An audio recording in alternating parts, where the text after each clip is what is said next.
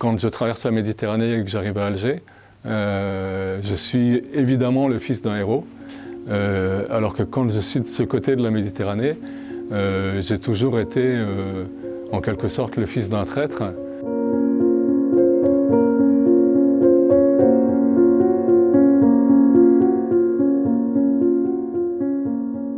Mon père était Maurice Audin, un assistant à la faculté des sciences d'Alger en mathématiques. C'est quelqu'un qui avait commencé une carrière de mathématicien, disons, qui était en train de finir sa thèse. En même temps, il avait fondé une famille. Je suis le troisième de ses enfants. Et en même temps, il était militant du Parti communiste algérien, qui était interdit depuis septembre 1955 par la France. Et il militait au Parti communiste algérien pour l'indépendance de l'Algérie. Son travail au sein du parti, disons, consistait à héberger, trouver des hébergements pour des camarades qui étaient dans la clandestinité et à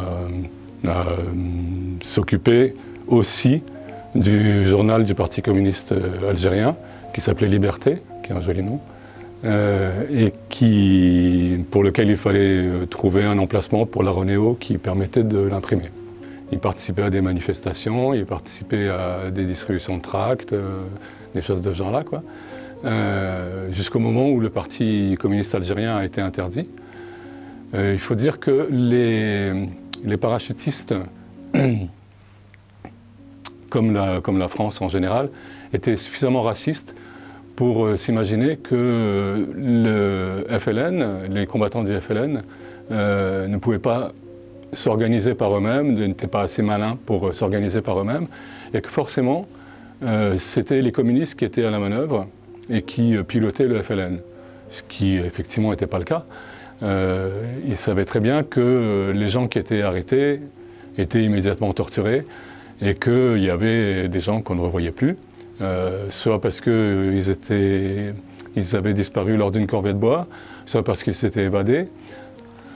Au moment de son arrestation, mon père avait 25 ans, ma mère 26, ils étaient au début de leur vie, ils étaient en train de démarrer tout un tas de choses. Ils venaient de fonder une famille, lui il était en train de finir sa thèse, il était assistant à la faculté des sciences et il avait devant lui une carrière de mathématicien. Oui, ils étaient très jeunes. Les rares photos qu'il y a de mon père, qui sont sur le web, qu'on peut voir facilement sur le web, montrent que c'était un jeune homme qui est resté éternellement jeune et beau, que j'ai connu quand j'étais gosse en noir et blanc, comme ça. Qui n'avait pas de voix, qui n'avait pas d'épaisseur, qui n'avait pas de couleur, qui étaient juste les quelques photos en noir et blanc qui existent de lui, quoi.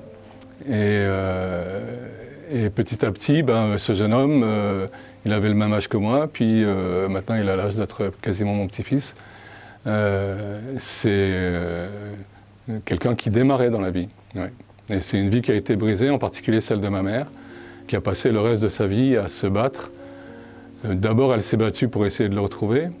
Ensuite, quand on lui a annoncé qu'il s'était évadé, qu'elle a donc compris qu'on l'avait assassiné, elle a essayé de faire punir les assassins.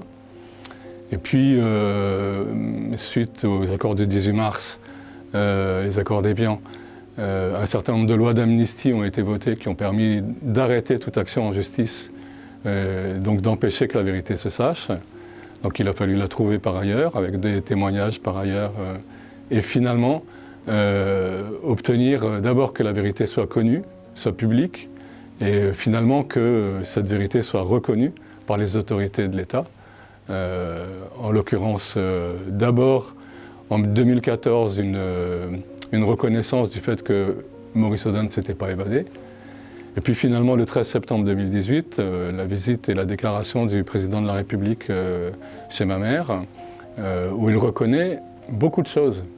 Que Maurice Audin a été torturé et assassiné par les parachutistes, que c'était dans le cadre d'un système qui avait été mis en place par la France, le système décrit comme arrestation-détention, qui consistait à faire des arrestations arbitraires, ensuite à torturer les gens et puis ensuite les exécuter de façon parfaitement sommaire.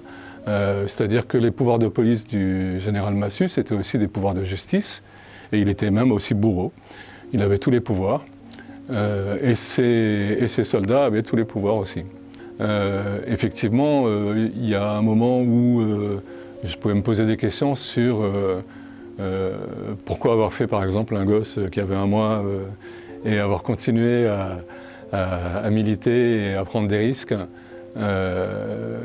Mais effectivement, je pense que malgré tout, il était effectivement du bon côté. Que si on veut pouvoir se regarder dans la glace de temps en temps, il faut quand même assumer les idées qu'on a. Et je pense que c'est assez étonnant de voir à quel point, quand je traverse la Méditerranée et que j'arrive à Alger, je suis évidemment le fils d'un héros, le fils d'un shaïd, tout ça. Alors que quand je suis de ce côté de la Méditerranée, j'ai toujours été en quelque sorte le fils d'un traître,